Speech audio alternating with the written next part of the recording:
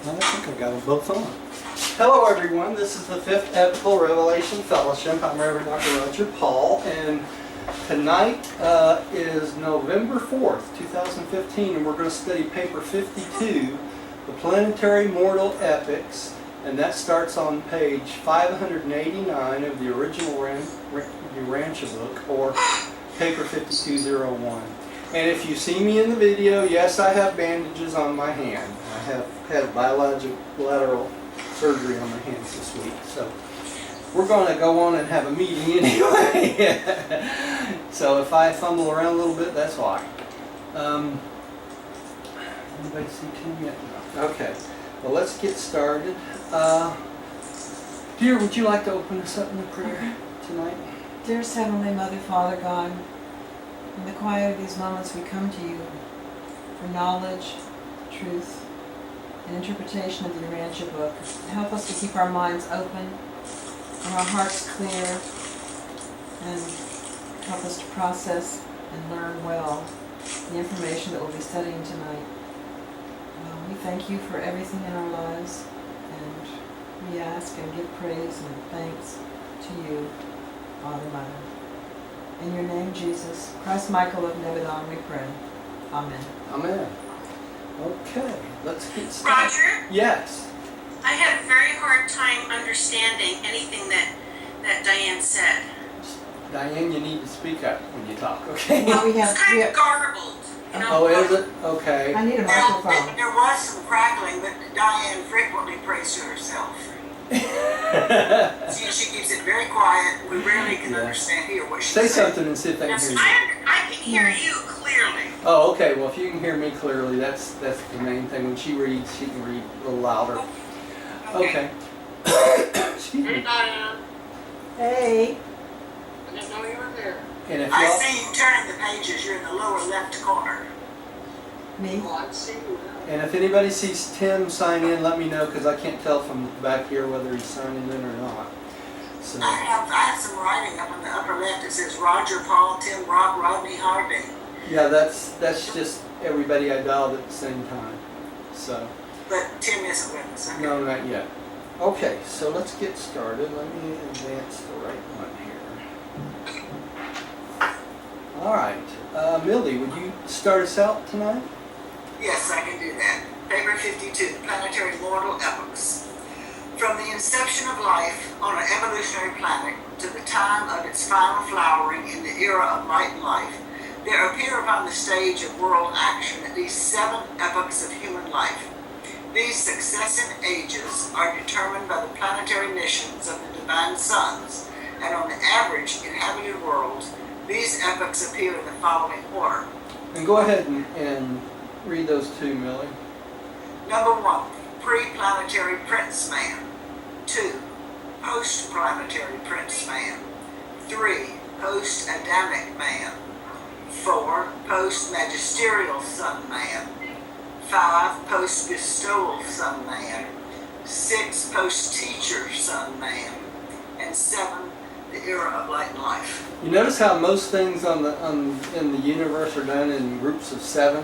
Isn't that interesting? Yeah. And they say our epochs through time are exactly the same way, and that's these 7 epochs that happen to every single planet. Not necessarily in this order, but all 7 of these epochs do actually happen on every single planet.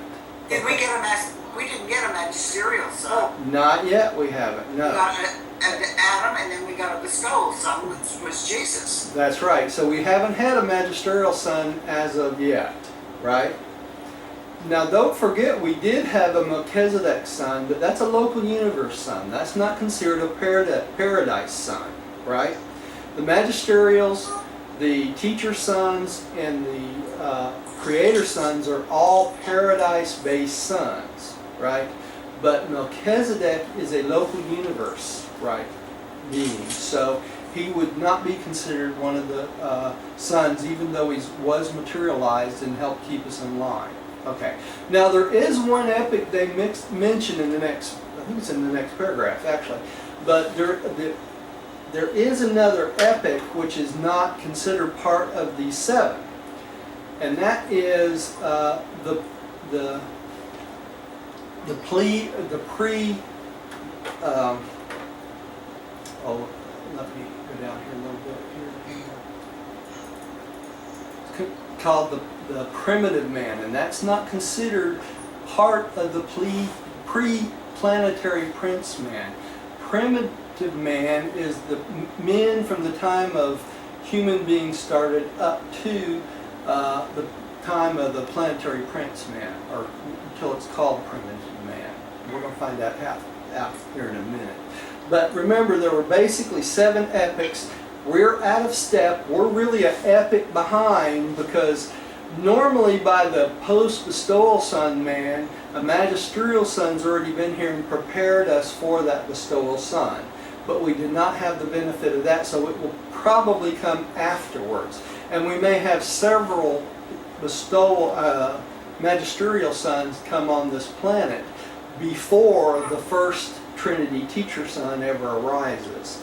You know, I know a lot of people in the Urantia movement believe that we're on the edge of light and life. I personally don't think so, because these epochs, or these ages, take long periods of time in between, and we have not had our magisterial sun yet, much less the Trinity teacher suns, right? Is that number 6, post-teacher sun? That's number 6, post-teacher sun, man. And that's when we jump into the era of light and life. Right before we move into the era of light and life, the teacher suns and a whole group of them come from paradise to help prepare us for the age of light and life. When you read in this book what it takes to get to the era of light and light, we are so far away from that. And it's not going to happen anytime soon. No, it's not. We got a lot of work to do before that happens, right? I think so. Yeah. A lot more brotherly love. A lot more brotherly love. You know, Jesus really just started the beginning of things happening, didn't he? You know, because he taught what? The fatherhood of God and the brotherhood of man. That was the first concept we ever had of the brotherhood of man, which came from Jesus, right?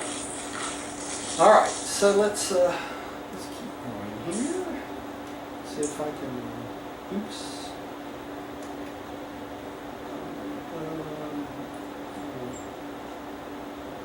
Did I just hang on? No. Y'all give me a second. I messed up here.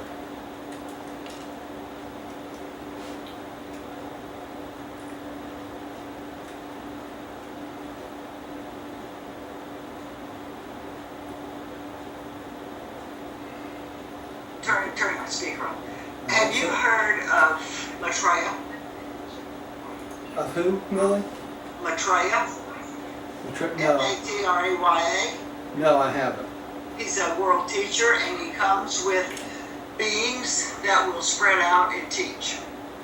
I'll have to send you something about Maitreya. No, I haven't heard of that yet. So, just send me something over the internet or email or something, Millie. I'll find something and send it to you. All right. Okay. I'm going to turn my speaker off too, so you don't hear my thumping and banging, picking up pencils. Okay, Rodney, would you take the next one, please? Sure. Who, Roger? You, Rodney? Yeah.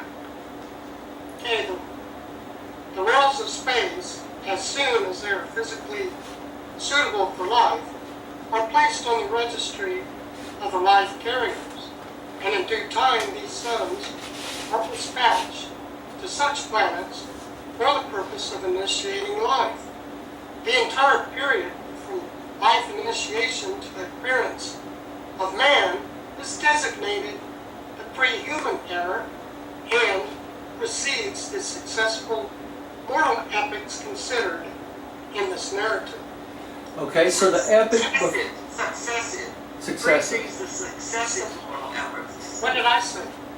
Successful. Successful. Oh, Yeah. So the pre-human era is what? From the time of the life implantation to the time of the arrival of the first human family, right? Which we know is Andon and Fonta, 500,000 years before Calagasta. Okay? So that was the first human family. All right? So that would have been a million years ago. That would have been, well, it's 900, yeah, about 1 million years ago, really. Okay, so from the time of life implantation until the appearance of the first human family, we know is at least 500,000 years. Okay? And from the first human family to the arrival of Calagasta in the Calagasta 100, all right, is what? Another 500,000 years. So between the beginning of time and Calagasta, at least 1 million years had passed. Okay, so we can't get in too big a hurry about anything. We got a long way to go.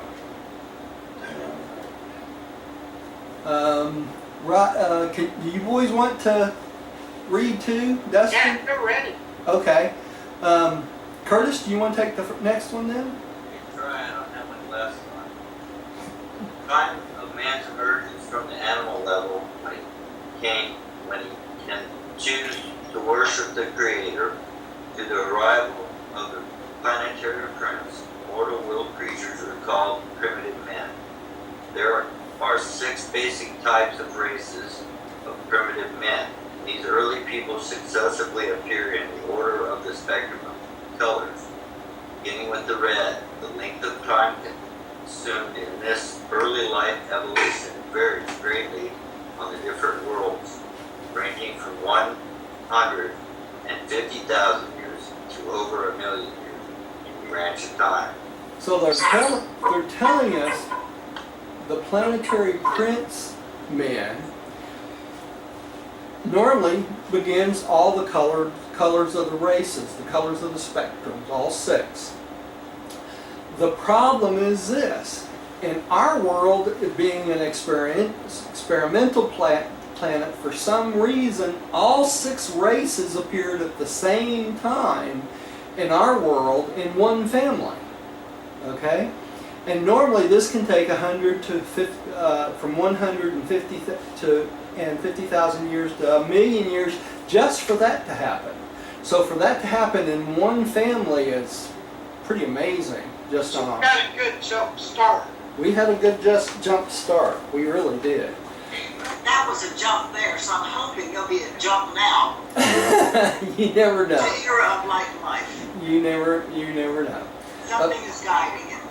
Okay, so let's go on with the races. Dustin, would you take the next one, please? Evolutionary races of color: red, orange, yellow, green, blue, and indigo begin to appear about the time that primitive man is developing a simple language and is beginning to exercise the creative imagination. By this time, man is well accustomed to standing erect. Okay, so we're talking about primitive men, and you know how you see movies and stuff of men, when men were first starting out, a lot of them were hunched over and kind of walking a lot like animals. That's what they're talking about. But they're saying here, by this time, man is accustomed to standing upright, like a man rather than an ape, gorilla, or an animal. Okay? All right. Pam, would you take the next one, please, dear? Primitive men are mighty hunters and fierce fighters. The law of this age is the physical survival of the fittest. The government of these times is wholly tribal. During the early racial struggles on many worlds, some of the evolutionary races are obliterated, as occurred on Urantia. Those who survive are usually subsequently blended with the later imported violet race, the Adamic peoples. So we know our orange and green races were obliterated by wars and stuff, and the blue men mostly were. The remainder mixed with the other races and ended up becoming what we know as the white race. Okay, and that's our history. Okay, here would you pick the next one? In the light of subsequent civilization, the era of primitive man is a long, dark, and bloody chapter. The ethics of the jungle and morals of the primeval forest are not in keeping with the standards of later dispensations of revealed religion and higher spiritual development. On normal and non-experimental worlds, this epoch is very different from the prolonged and extraordinary brutal struggles which characterize this age on your rancho. When you have emerged from your first world experience, you will begin to see why this long and painful struggle on the evolutionary worlds occur, and as you go forward in the paradise path, you will increasingly understand the wisdom of these apparently strange doings. But notwithstanding all the vicissitudes of the early ages of human emergence, the performances of primitive man represent a splendid, even a heroic chapter in the annals of an evolutionary world of time and space. So apparently this goes on every single planet. We all go through this barbarianism and eventually reach the point where we start considering a deity greater than ourselves. Okay, and that pretty much goes the same way on every planet. And they're telling us here that once we get a little bit farther on our paradise path, that we'll understand the wisdom of having it done this way. Okay, for experience for the planet, and because it's very hard for us to understand it for sure. It does seem like strange doings to us. All right. Early evolutionary man is not a colorful creature. In general, these primitive mortals are cave dwellers or cliff residents. They also build crude huts in the large trees.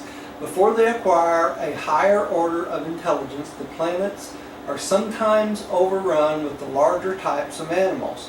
But early in this era, mortals learn to kindle and maintain fire, and with the increase of inventive imagination and the improvement in tools, evolving man soon vanquishes the larger and more unwieldy animals.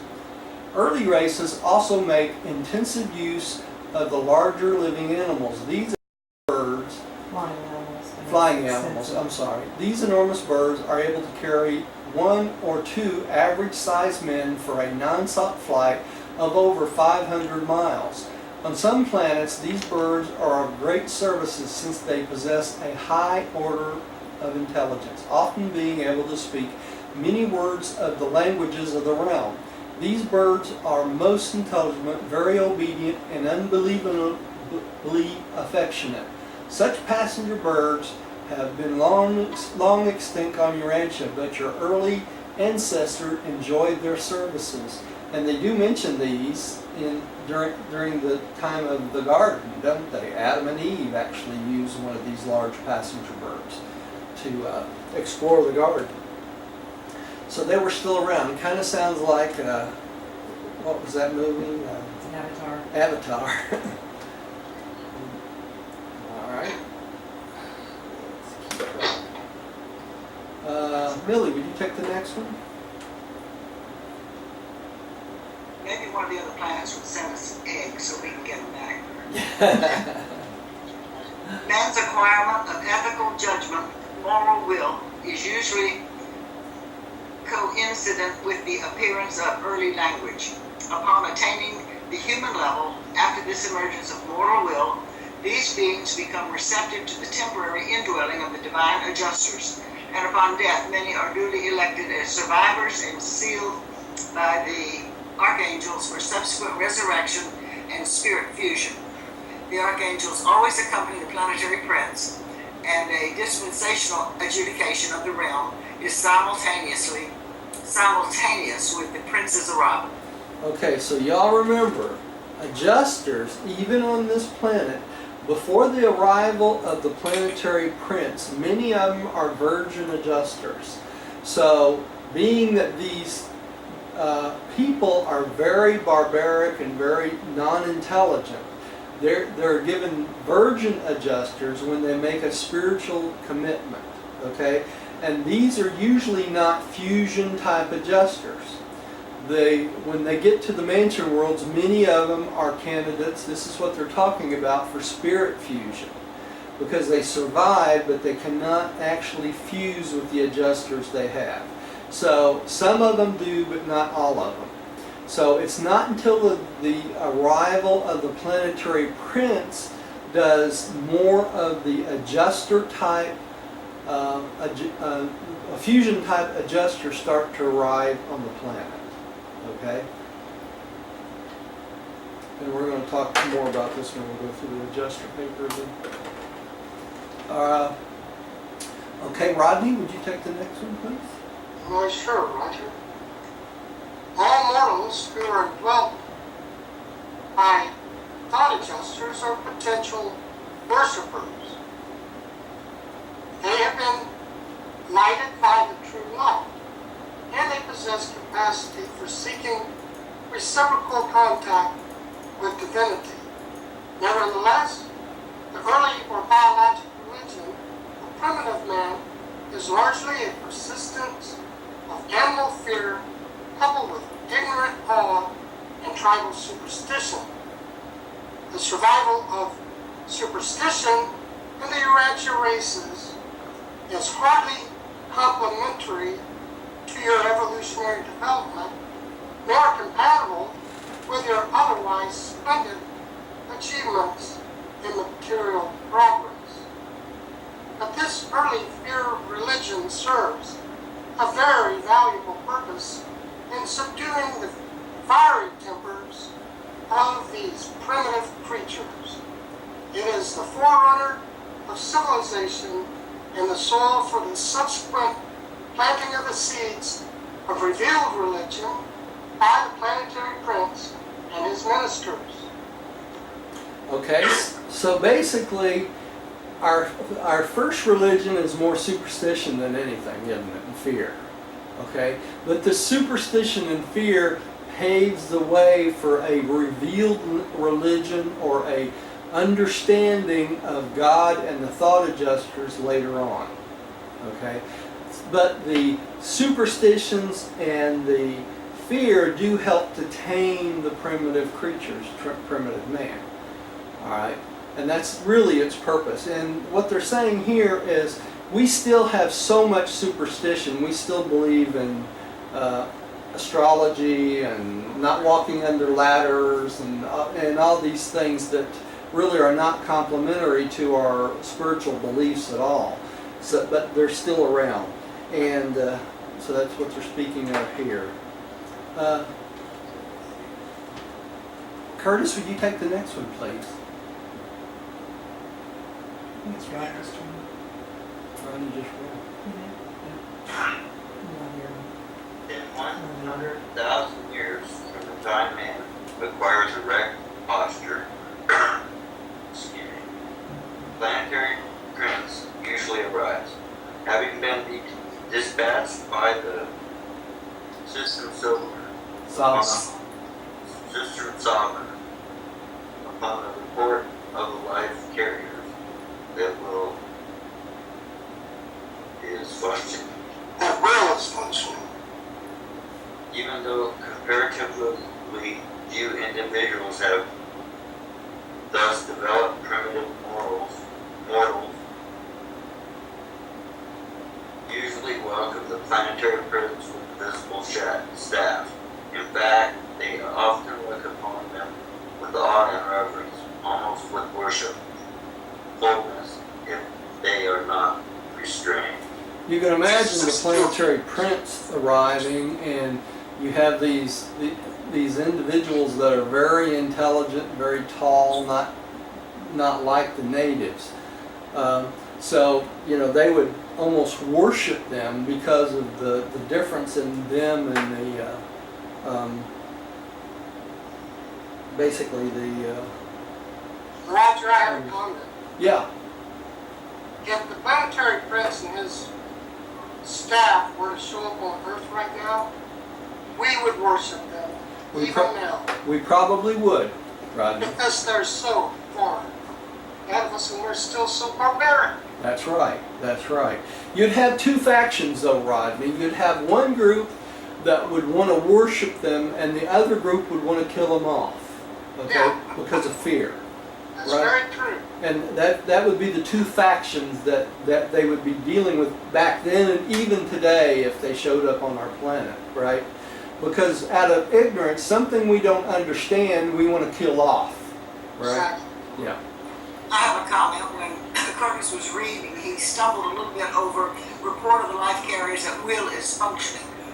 Yes. Will is what created, is what made the life carriers say, hey, we got life down here. Yeah, This man showed that he had will, not just animal instinct, but will. That's right, free will. That he had a is making moral decisions, right? Or Will is functioning. that's will That is functioning. That means you're a human. That's right. That's right. That's the crossover. So Andon and Fanta were our first humans that showed that they had a will, right? That's what they're saying here. Okay. So let's go on. Dustin, would you take the next one, please?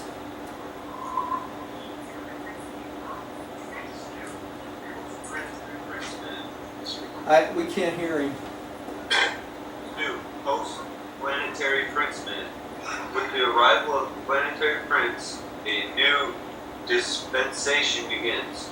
Government appears on Earth, and advanced tribal effort is attained. Great social strides are made during a few thousand years of this regime. Under normal conditions, mortal attain a high state of civilization during this age. They do not struggle so long in barbarism as did the Urantia races. But life on the inhabited world is so changed by rebellion that you can have little or no idea of such a regime on a normal planet. Yeah, because of our rebellion, even right after Calagasta came, as soon as we went into rebellion, it changed everything. So we stopped progressing for a large amount of time, right? You remember it was almost 250,000 years between when Calagasta rebelled and when Adam and Eve showed up, right? So that's a pretty long period of time, and much progress had been made because so many of the staff went into rebellion, right? So the plan just got set aside almost completely, and that's part of our trouble with our history. Okay. Pam, would you take the next one? Okay. The average length of this dispensation is around 500,000 years, some longer, some shorter. During this era, the planet is established in the circuits of the system, and a full quota of seraphic and other celestial helpers is assigned to its administration. The thought adjusters come in increasing numbers, and the seraphic guardians amplify their regime of mortal supervision. So that's what normally happens on a planet. Now, what's different in our planet? We did not get an establishment of the circuit, did we?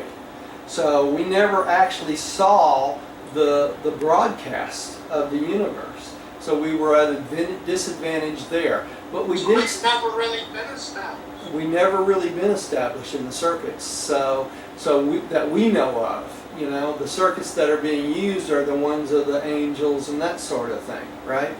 So we still are at we still do not have the benefit of that as of yet today.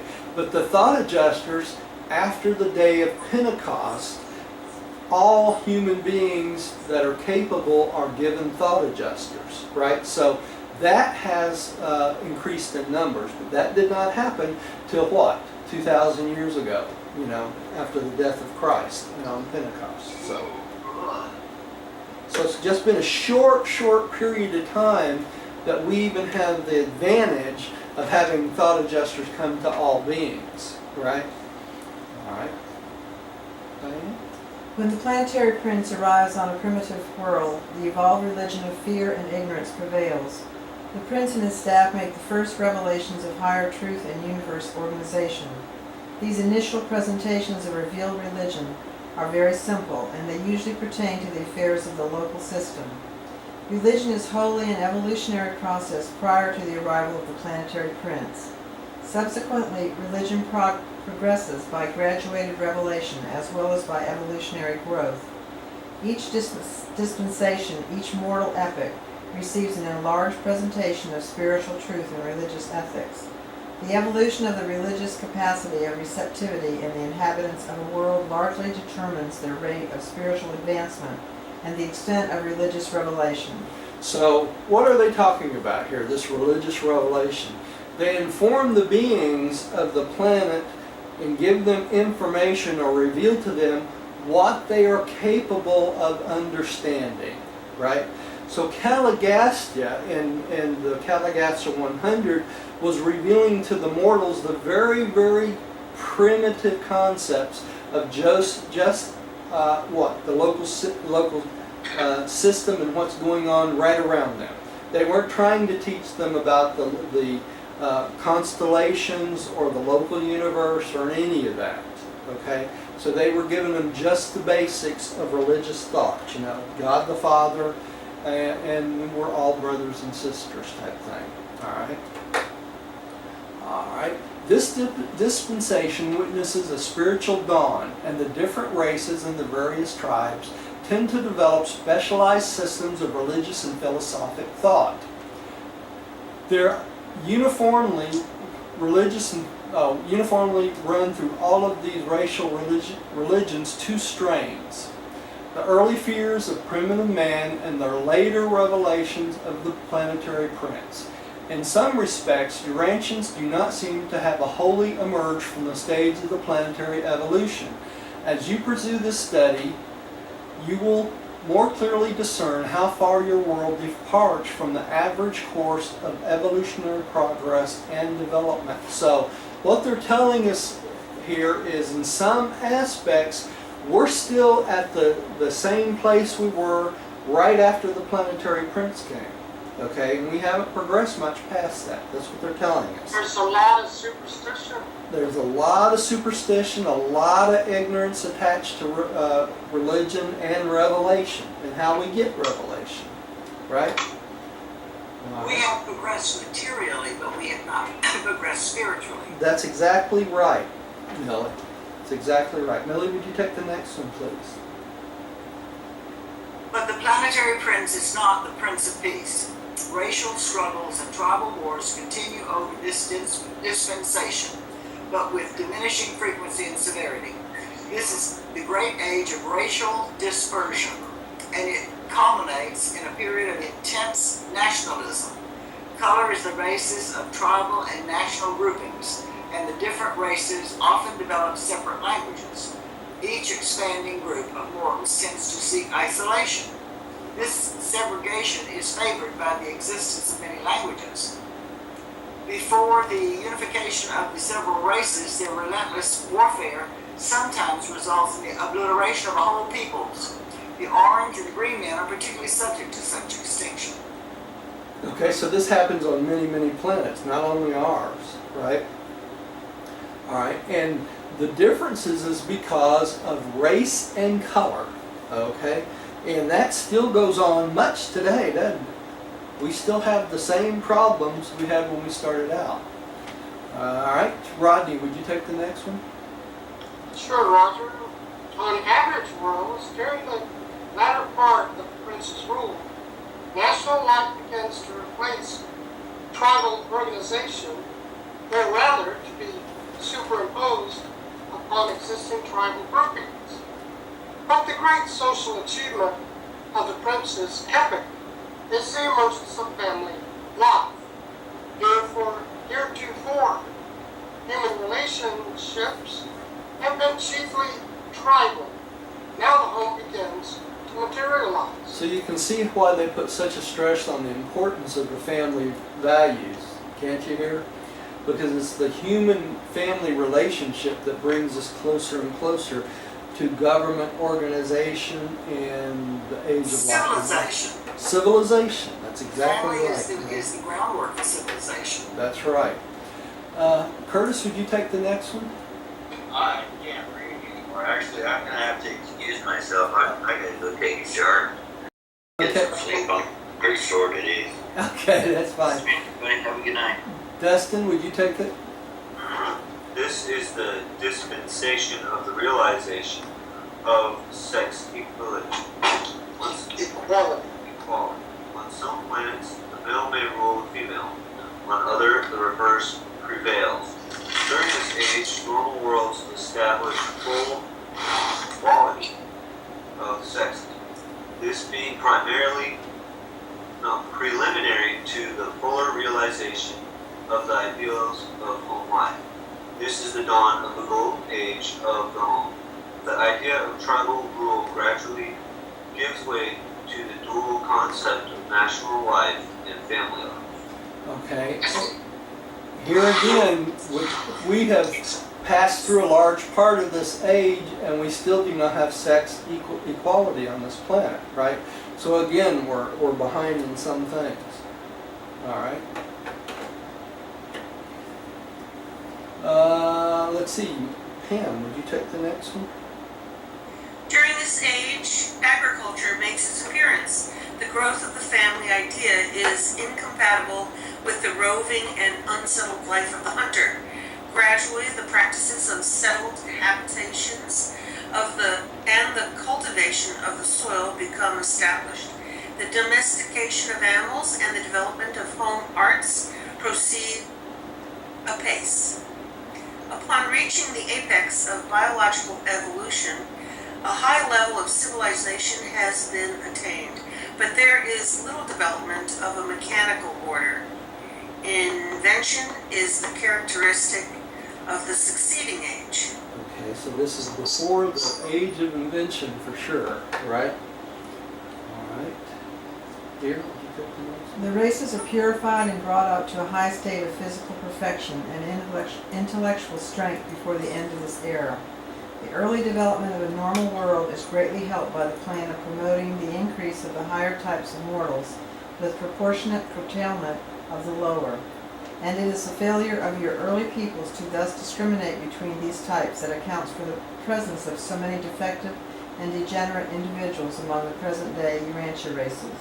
Okay, so this planet's really never had a period of time where the population or the populace has tried to get rid of the degeneracy on the planet, really. So is this why we have so many killings and so many deranged people? Yes, this is exactly. Our peoples didn't do that. Pardon me, Rodney? I wonder why our peoples didn't participate in doing that. That's right, and there's never. Why? See, this would have been a job for Adam and Eve to help cull out the defective genes of our people, right? And they never got the opportunity to do that. Also, what would help do that would be the mixing of the Adamic blood properly. You know, there should have been millions and millions of children of Adam and Eve that would have been on this planet before the mixing of the violet race with the other people on this planet would happen, and that's not what occurred. So we're at a disadvantage in two different ways there. Part of Adam and Eve's job was to help us get rid of the degenerative tendencies and the bad genes in our pool, basically.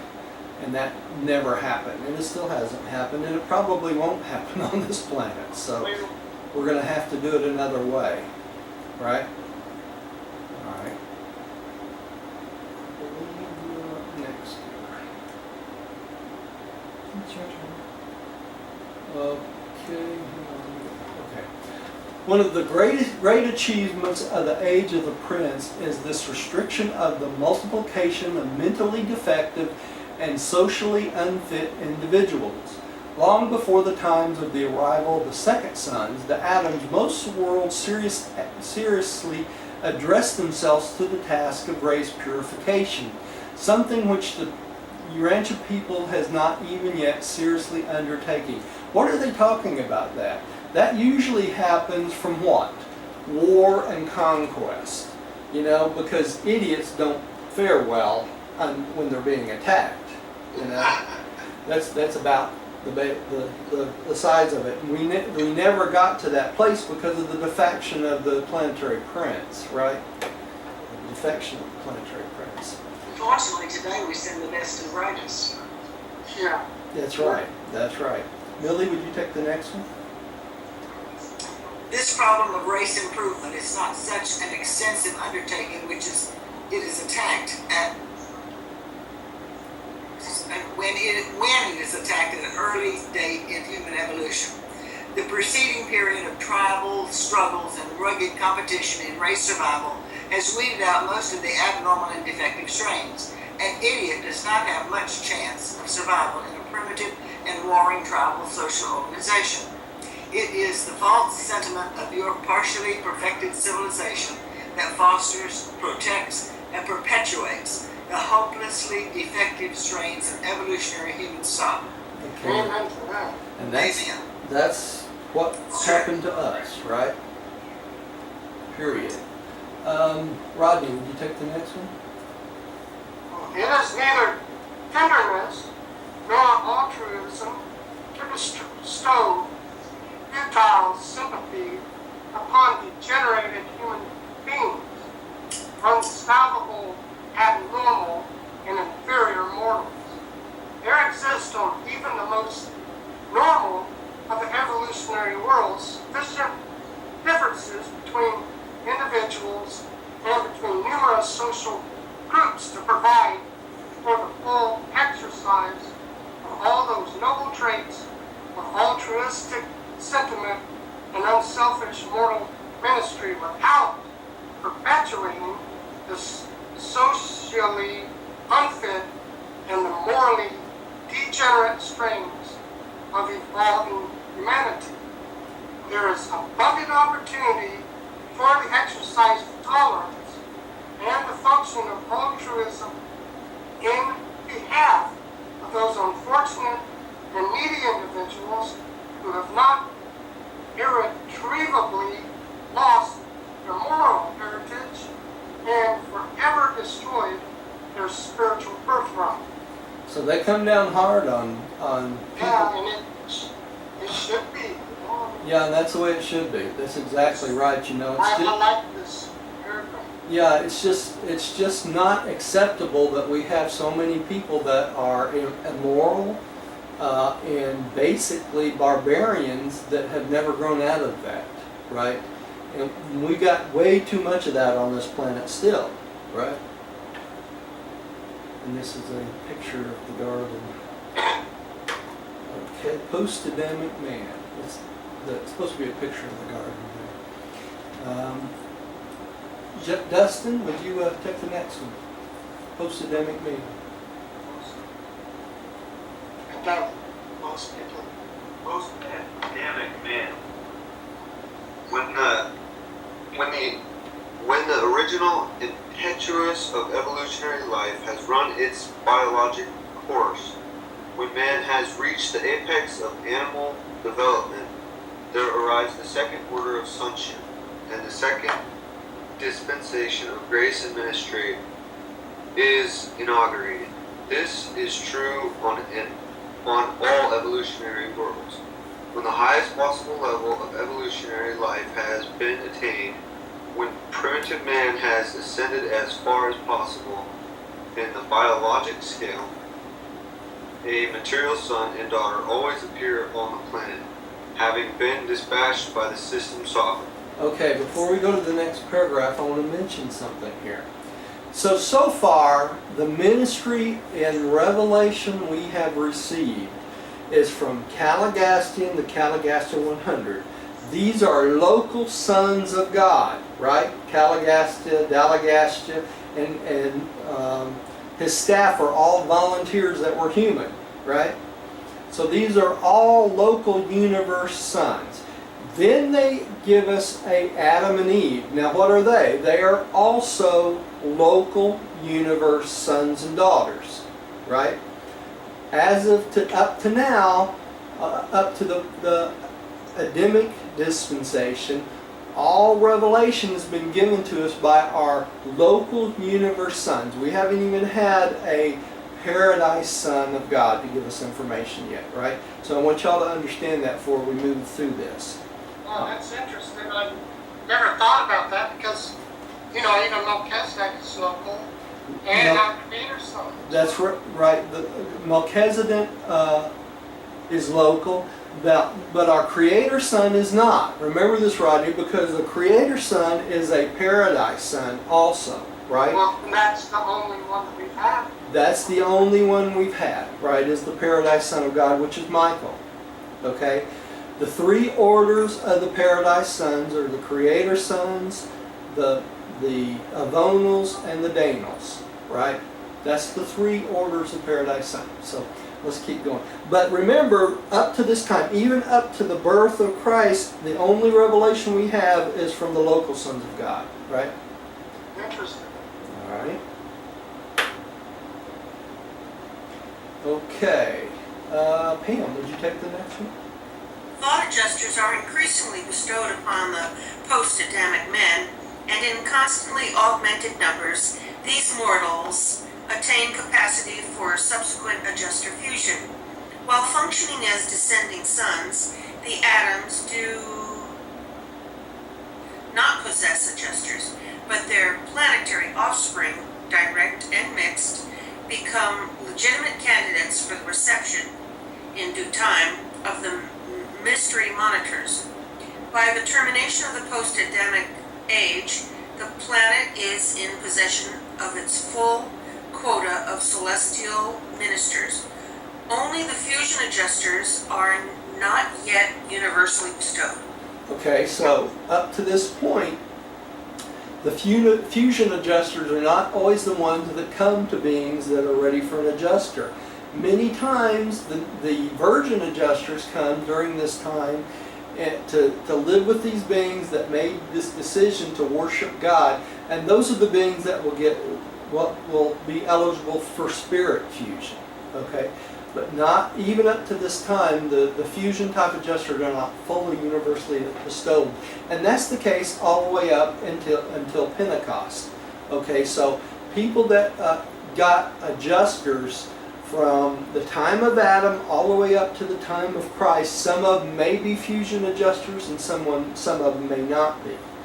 Okay? And that's important to understand that too. Also, notice here that the Adams and Eves, when they come down to the planet, do not receive thought adjusters. Okay? Why is that? That's because they're local universe descending sons of God. They will not receive a thought adjuster until their mission is normally completely done or they become human, one of the two. And at that point, they're eligible for a thought adjuster because then they become ascending sons of God. Okay? And that's what they're talking about here. All right. Diane? It is the prime purpose of the Adamic regime to influence evolving man to complete the transit from the hunter and herder stage of civilization to that of the agriculturist and horticulturist, to be later supplemented by the appearance of the urban and industrial adjuncts to civilization. 10,000 years of this dispensation of the biologic uplifters is sufficient to effect a marvelous transformation. 25,000 years of such an administration of the conjoint wisdom of the planetary prince and the material sun usually ripens the sphere for the advent of a magisterial sun. So it's normally 25,000 years after the arrival of the Adam and Eves, along with the help of the planetary prince, before we're even ready for a magisterial sun, right? And how long has it been since Adam and Eve? 39,000 years. Wow. 39,575 We years. are way behind. Yeah. But see, they tell us over and over here, we're a full dispensation behind what we should be, even with our arrival of our bestowal son, which is Christ, right? All right. This age usually witnesses the completion of the elimination of the unfit and still further purification of the racial strains. On normal worlds, the defective bestial tendencies are very nearly eliminated from the reproducing stocks of the realm. Did y'all catch that? It's the mixing of the violet blood with the existing races and retraining of human beings. We get rid of these bestial tendencies and our barbarianism, okay? And that didn't happen on this planet. So that's what part of the problem is. All right, Millie, you take the next one. Yes. this term must be from. The Adamic progeny never amalgamated with the inferior strains of the evolutionary races. Neither is it the divine plan for the planetary Adam, Eve to mate personally with the evolutionary peoples. This race improvement project is the task of their progeny, but the offspring of the material son and daughter are mobilized for generations before the racial amalgamation ministry is inaugurated. And that never happened on this planet, did it? Because they never got the opportunity to reproduce enough to make a difference, right? And our Adam and Eve mated with the evolutionary peoples, and they were not supposed to do that, right? That was their default. Right. So we got a little bit, but We not got enough. a little bit, but not enough. That's correct. All right, Rodney, would you take the next one? The result of the gift of the Adamic light plasm to the mortal races is an immediate upstepping of intellectual capacity and an acceleration of spiritual progress. There is usually some physical improvement also. On an average world, the post-Adamic dispensation is an age of great invention, energy control, and mechanical development. This is the era of the appearance of multi-form manufacture and the control of natural forces. It is the golden age of exploration and the final subduing of the planet. Much of the material progress of the world occurs during this time of the inauguration of the development of physical science. Just such an epoch as Urantia is now experiencing. That was 100 years ago.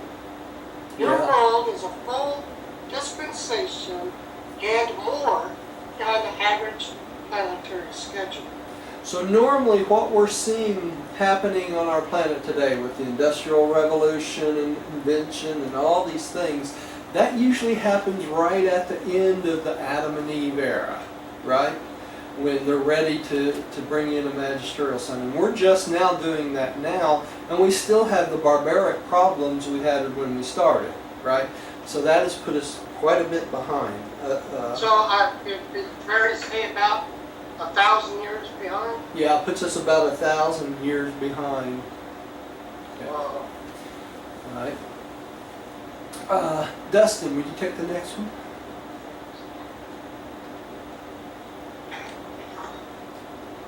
By the end of the Adamic dispensation dispensation on a normal planet, the races are practically blended so that it can be truly proclaimed that God has made of one blood all the nations, and that his Son has made of one color all peoples. The color of such an Amalgamated? race. Huh? Amalgamated race, yeah. Amalgamated race is somewhat of an olive shade of the violet hue, the racial white of the spheres.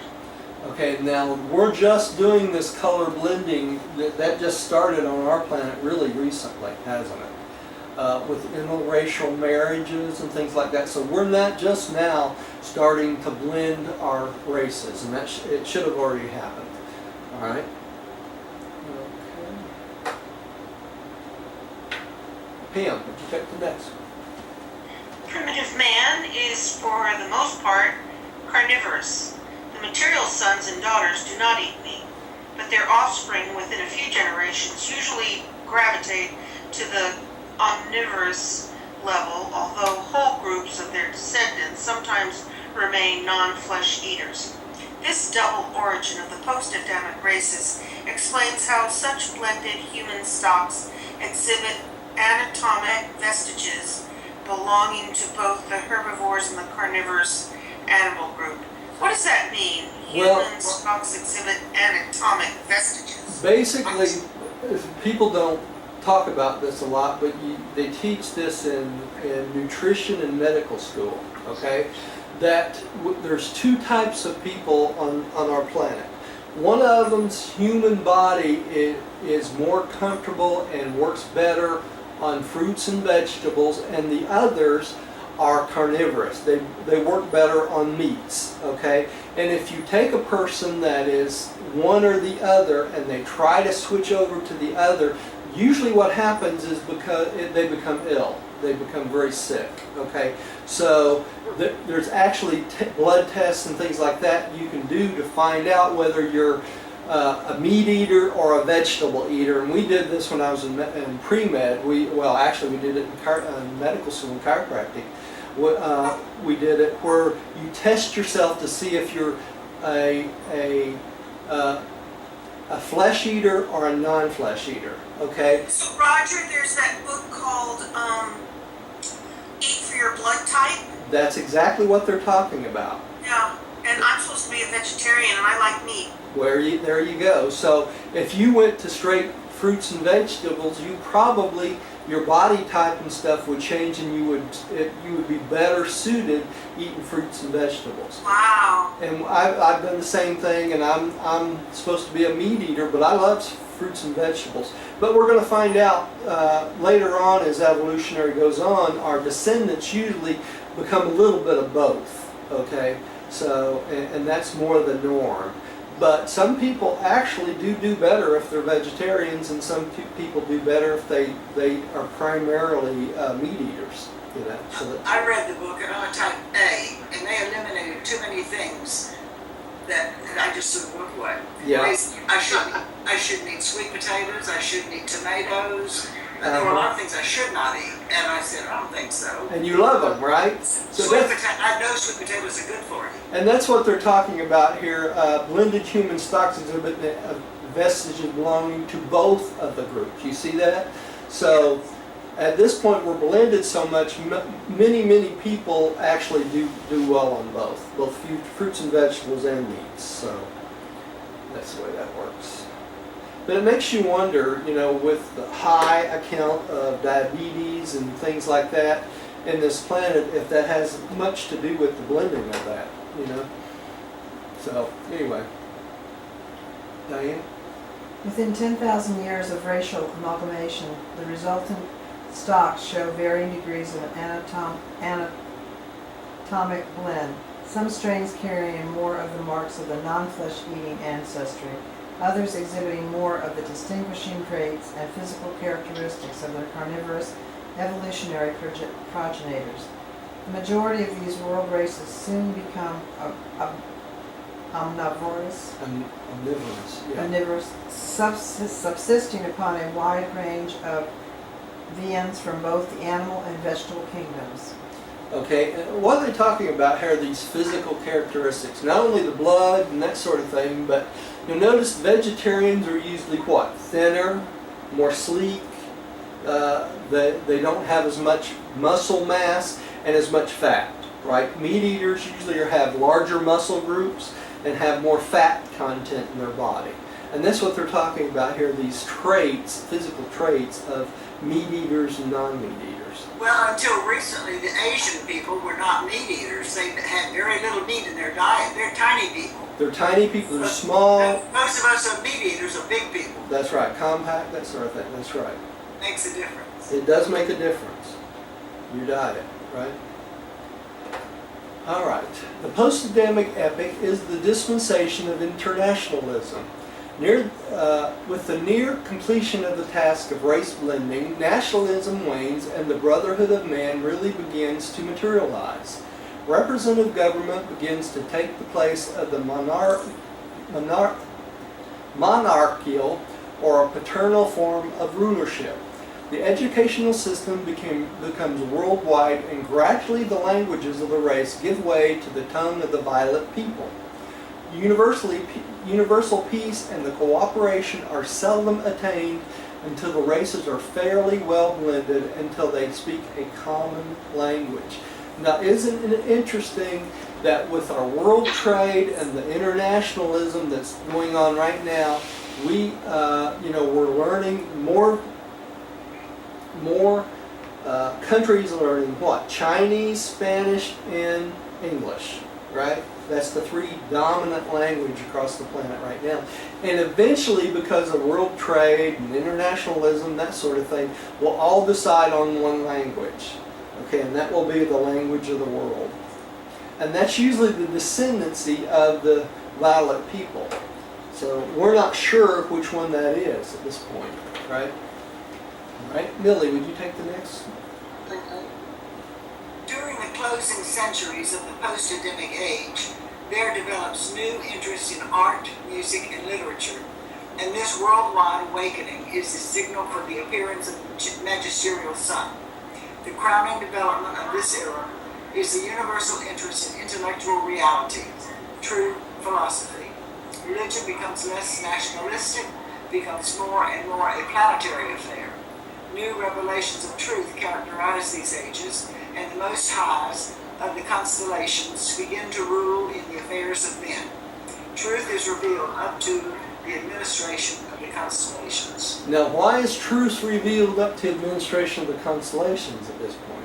Because the Most High has become more active in the ruling of the planet at this point, right?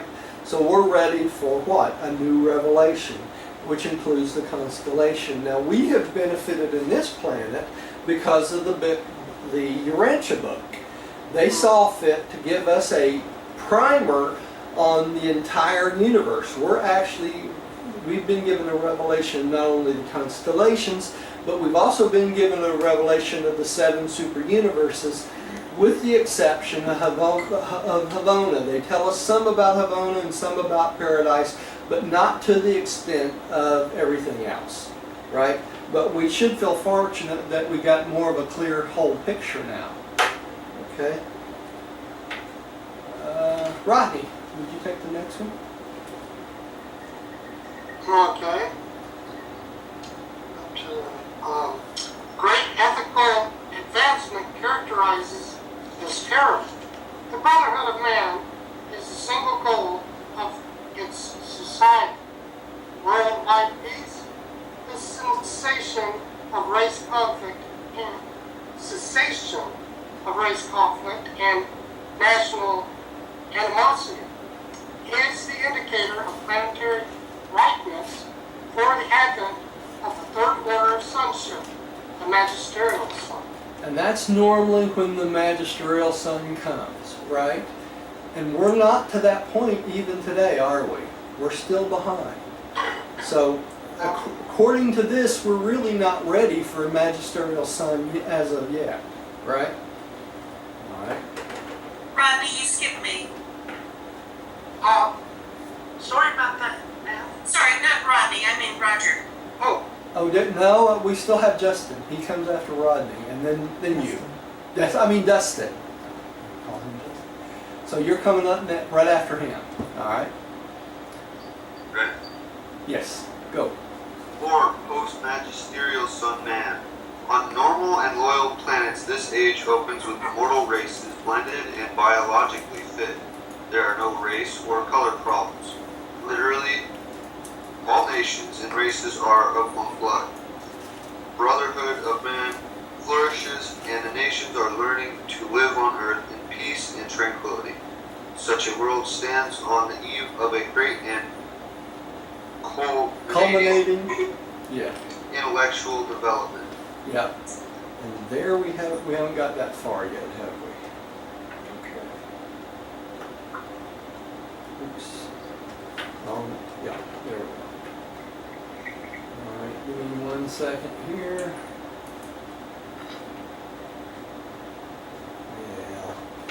Yeah. Alright. Pam, you're up next. Please, dear. Okay.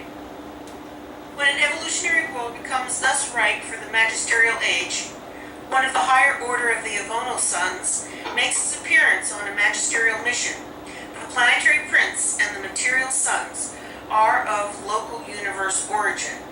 The magisterial sun hails from paradise. Okay, so this is when the ball game changes. Now we start to get what? We start to get paradise suns, right? Starting with the magisterial sun, and this is where we differ.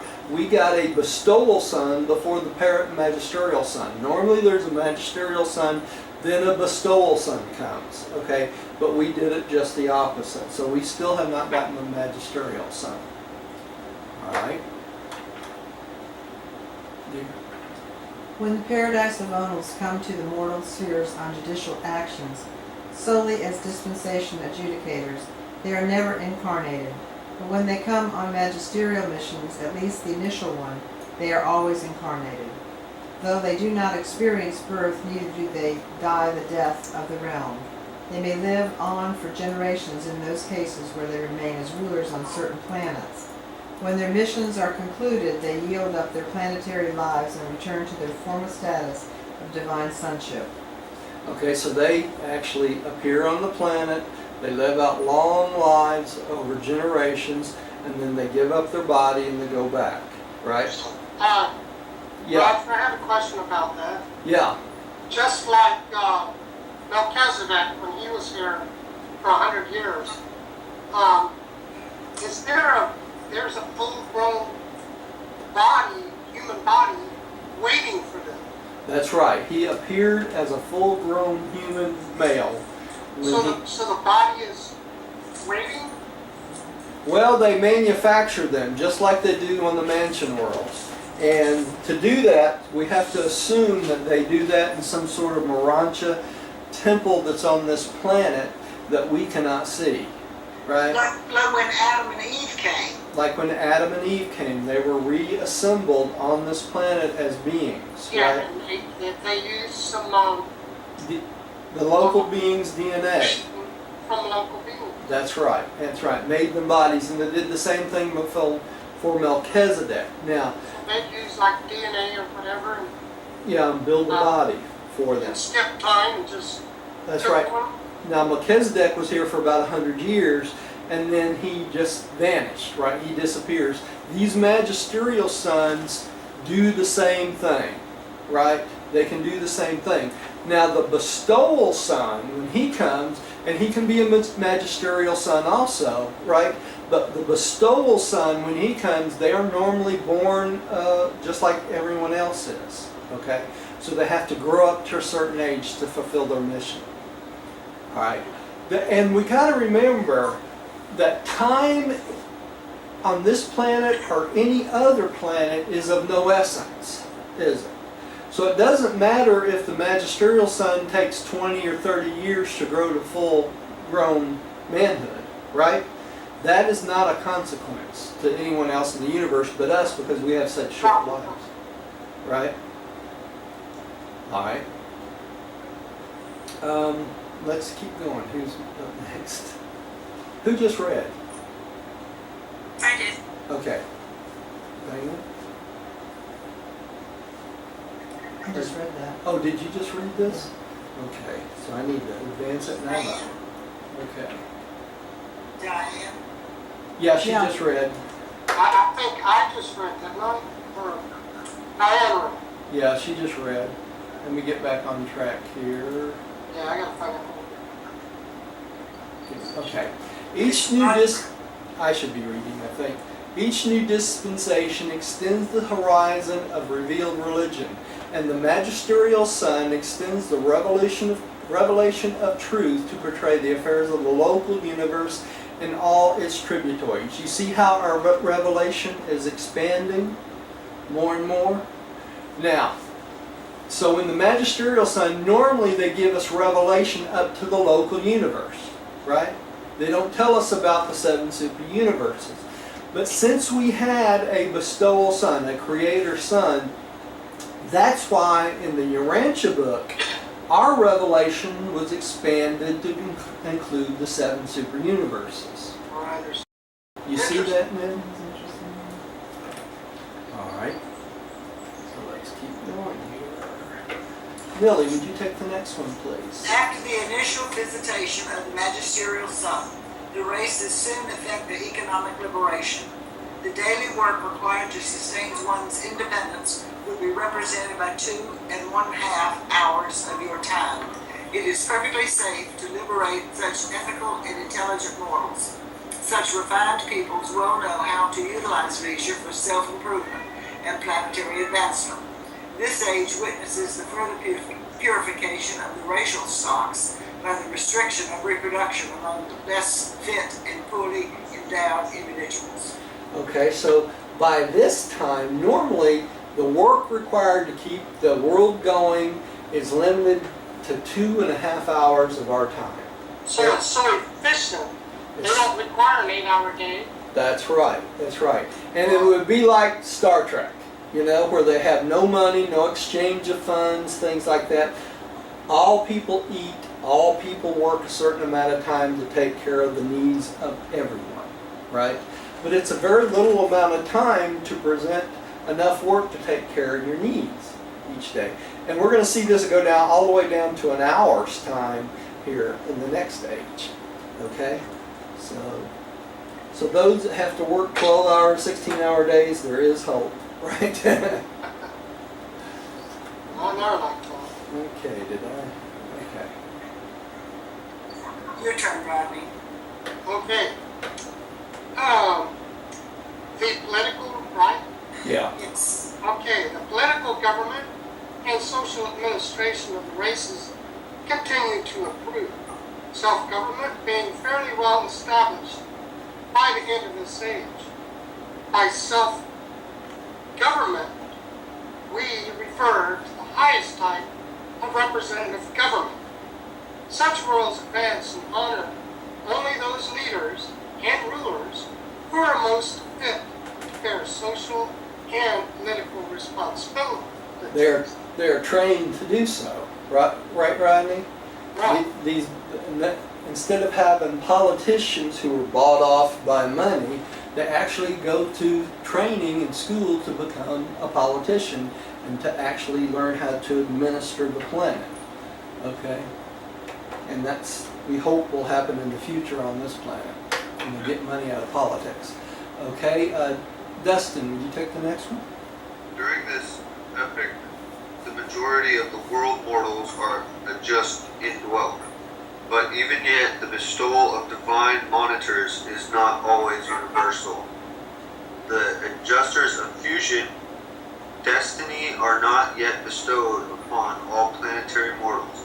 It is still necessary for the will creators to choose mystery monitors. Creatures to choose mystery monitors. Yeah. In other words, up to this point, they still have to choose to do the will of the Father, right? To get a mystery monitor, or to get a thought adjuster. We are will creatures. You're a will creature too, Yes. Dustin. Thank you. You do things Yep. according to your will, That's right. not just animal instinct. Mm-hmm. Pam, would you take the next one, please? During the closing ages of this dispensation, society begins to return to more simplified forms of living. The complex nature of an advancing civilization is running its course, and mortals are learning to live more naturally and effectively. And this trend increases with each succeeding epoch. This is the age of the flowering of art, music, and higher learning. The physical sciences have already reached their height of development. The termination of this age on an ideal world witnesses the fullness of a great religious awakening, a worldwide spiritual enlightenment. And this extensive arousal of the spiritual natures of the races is a signal for the arrival of the bestowal sun and for the inauguration of the fifth mortal epoch. You know, Rodney, I guess if it had happened for us in that chronological order, we wouldn't have killed Christ. That's right. We wouldn't have. Yeah. That's completely correct. And notice they talk about the inauguration of the fifth mortal epoch, which is what? The bestowal sun epoch. Okay? Now, why do you think that our revelation is called the fifth epochal revelation? It's because it's the revelation after the fifth epochal revelation to us, which is whom? Our Creator Son, our bestowal Son. That's why this revelation is called the fifth epochal revelation of God to man. Okay? That's why we call our little group the Fifth Epochal Revelation Fellowship, right? We're studying about what happened all the way up to the Fifth Epochal Revelation and what's to come. Okay? Jesus was the fourth revelation, wasn't he? Yes. Yes, he's the fourth revelation, but the Urantia book is the fifth epochal revelation. Yes, it's what's going on now. It's what's going on now. That's right. It's post bestowal son man, right? That was my point. It's after our creator son has come to this earth, which makes us out of order, right? That makes sense? Yeah. I have a comment. Yeah, We go were right a ahead. 10th planet. Well- The 10th planet does things differently. The last paragraph that was just read, Yeah. it was really beautiful. It reminds me of that John Lennon song, Imagine. I always hated that song. I love that song. The reason I always hated that song because he starts out with "Imagine there is no God," and I don't even want to go there. Sorry. Yeah, I know, but still the rest of it. The rest of it, his ideas are good, but I cannot imagine there being no God and no religion. Okay, because that is This whole paper has reminded me of that song. yeah. Well, that's our purpose for living is God and religion, the Father and brotherhood of man. So And I really think what he was referring to is imagine if we didn't have war. not have to Yeah, fight about the idea. that's right. About, That was the whole point of the song. I think you went around about it a little bit Who's wrong. God? Which God? What God? Yeah. Imagine there isn't one that you have to do find out about. Yeah. that there's a father. Well, son, the whole point is God never required us to fight over him. You know, that was a human concept. So, okay, let's keep going. Who's up next? Diane. Did Penn just read? And just read. Okay, Diane's up next. Wasn't this one already read? Yeah. On many worlds it develops. Oh, sorry. Okay. On many worlds, it develops that the planet is not made ready for bestowal sun by one magisterial mission. In that event, there will be a second, even a succession of magisterial sons, each of whom will advance the races from one dispensation to another, until the planet is made ready for the gift of the bestowal sun. On the second and subsequent missions, the magisterial sons may or may not be incarnated, but no matter how many magisterial sons may appear, and they may also come as such after the bestowal sun, the advent of each one marks the end of one dispensation and the beginning of another. Okay. So we may get several magisterial sons even after the bestowal son, right? Yet, these dispensations of the magisterial sons cover anywhere from 25,000 to 50,000 years of Urantia time. Sometimes such an epoch is much shorter, and in rare instances even longer. But in the fullness of time, one of these same magisterial sons will be born as the paradise bestowal son. That's what Jesus was, is a paradise bestowal son. Right? Right. And normally this is a magisterial son that takes this role. Right? Okay? Millie, would you take the next one? 5. Post-bestowal sun man. When a certain standard of intellectual and spiritual development is attained on an inhabited world, a paradise bestowal sun will always arrives. On normal worlds, he does not appear in the flesh until the races have ascended to the highest level of intellectual development and ethical attainment. But on Urantia, the bestowal sun, even your own creator son, appeared at the close of the Edenic dispensation. But that is not the usual order of events on the worlds of space. So they tell us right off the bat that we did not have a normal way of advancing, right? And you know, he chose the most disturbed planet to do his mission. He did, didn't he? Rodney, would you take the next one? Yes, when the worlds have become ripe for spiritualization, the bestowal sun arrives. These suns always belong to the magisterial or Avonal order, except in that case, once in each local universe, when the Creator Sun prepares for his terminal bestowal on some evolutionary world, as occurred when Michael Armageddon appeared on Urantia to bestow himself upon your mortal races.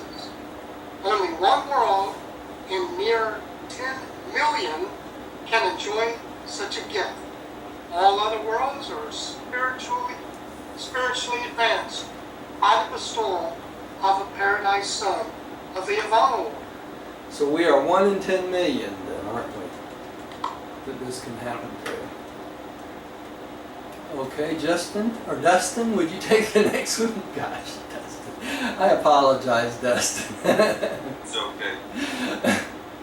The bestowal sun arrives on a world of high educational culture and encounters a race spiritually trained and prepared to assimilate advanced teachings and to appreciate the bestowal mission. This is an age characterized by the worldwide pursuit of moral culture and spiritual truth. The mortal passion of this dispensation is the penetration of cosmic reality in communion with the spiritual reality. The revelations of truth are extended to include the super-universe. Entirely new systems of education and government grow up to supplant the crude regimes of former times.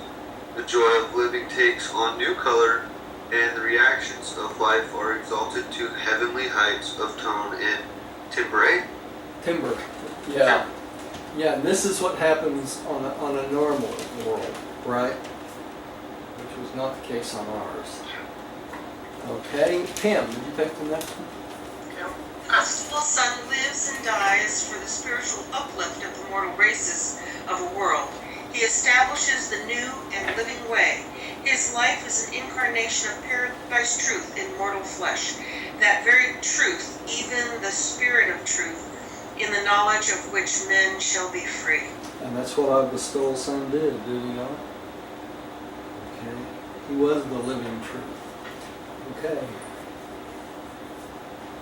On Urantia, the establishment of this new and living way was a matter of fact as well as of truth. The isolation of Urantia and the Lucifer rebellion had suspended the procedure whereby mortals can pass, upon death, directly to the shores of the mansion worlds. Before the days of Christ, Michael on Urantia also slept on until the dispensation or special millennium resurrections. Even Moses was not permitted to go over to the other side until the occasion of a special resurrection. The fallen planetary prince, Caligastia, contesting such a deliverance. But ever since the day of Pentecost, Urantia mortals again may proceed directly to the miraculous spheres. So after the rebellion, from that time on, if you died, on the third day you didn't wake up on the mansion world. You had to wait and go in a mass millennial resurrection, right? And that would happen every millennium. Even Moses had to wait, maybe 1,000 years before he went on to his resurrection, right? But what's interesting here, but ever since the day of Pentecost, Christ coming to this planet opened that back up again because we all receive thought adjusters now. So if you have reached the third psychic circle, you automatically go on to the mansion worlds again. Okay, and that's Roger, why do you think that was the case? because when Christ poured out the Spirit of truth, He opened up the pathway for us spiritually to every being to receive the thought adjusters. And that was not the case before, because the Spirit of truth was not poured out on all man and flesh, right? It was not till Pentecost that happened, and this is the way it happens on every single planet too, that when the bestowal sun gets ready to leave the planet, that's the last thing he does is pour out the Spirit of truth, whether it's a Avonal an avonal son or a creator son. They both do the same thing. Now when an avonal son does this, he does this in the name of Christ Michael. So it's still Christ Michael's spirit that's poured out on all flesh at this particular point, but it has to wait until the bestowal son prepares the planet and makes it so. And that from that point on, all humans by the age of decision, which is around 5.5, receive fusion type of thought adjusters. So that's the case. Does that help at all? I hope. Okay. Sorry, yes. Okay. Am I up? Next. Okay, upon the resurrection of the bestowal son, on the third day after yielding up his incarnate life, he ascends to the right hand of the universal Father. This is a paradise son, right? Receives the assurance of the acceptance of the bestowal mission and returns to the Creator Son at the headquarters of the local universe. Thereupon, the bestowal of Onal and the Creator Michael send their joint spirit, the Spirit of Truth, into the bestowal world. This is the occasion when the Spirit of the triumphant Son is poured out upon all flesh. The Universe Mother Spirit also participates in this bestowal of the Spirit of Truth, and concomitant therewith there issues an edict of the thought adjusters. Thereafter, all normal-minded will creatures of that world will receive adjusters as soon as they attain the age of moral responsibility or spiritual choice. And that's the way it works. All right, Millie, would you take the next one, please? Yes. If such a bestowal of all should return to a world after the bestowal mission, he would not incarnate, but would come in glory with the seraphic host. Okay, so after this point, if the abonal son should return on a bestowal mission, he'll come in glory with the seraphic host. And that's exactly the way the Creator Son would come also, right? In glory and with the seraphic host. And all eyes would see him, okay? So is that what we will have? That's what we will have. If we're still alive on this planet, when Michael decides to return, we will see the bestowal son come in glory with all the seraphic host. That's correct. Now, Roger, an avonal son could appear as well. That's right. At any time, Rodney. And it would be in glory, too. That's right. That's right. And all eyes would see immediately. That's exactly right. Boy, that's what this planet needs badly. Yeah, well, that's what they talk about in the book of Revelation when John says that when he returns it will be in glory. That's what they're exactly talking about, right? All right. Millie, I think you're up. I just read that little bit. Oh, did you? I'm sorry. Rodney, would you take the next one? The post-bestowal sun age may extend from 10,000 to 100,000 years. There is no arbitrary time allowed to any of these dispensational errors. This is a time of great ethical and spiritual progress. Under the spiritual influence of these ages, human character undergoes tremendous transformations and experiences phenomenal development. It becomes possible to put the golden rule into practical operation. The teachings of Jesus are really applicable to a mortal world which has had the preliminary training of the pre-bestowal sons with their dispensations of character ennoblement and culture Augmentation. augmentation. That's right. Okay. Notice here it says these post-bestowal sun age may extend from 10,000 to 100,000 years. You know? And this is the post-bestowal sun age. So it may be another 100,000 years before we're even ready to start the dispensation of light and light. Yeah, right? because slowing down. Yeah. So we got a lot, that's why I keep saying we got a long way to go before we get to that point, right? All Long right. road on Dustin, would you take the next one, please? Yeah.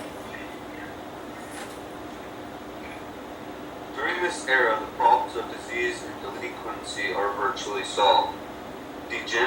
Degeneracy has already been largely eliminated by selective reproduction. Disease has been practically mastered through the high-resistant qualities of the Adamic strains and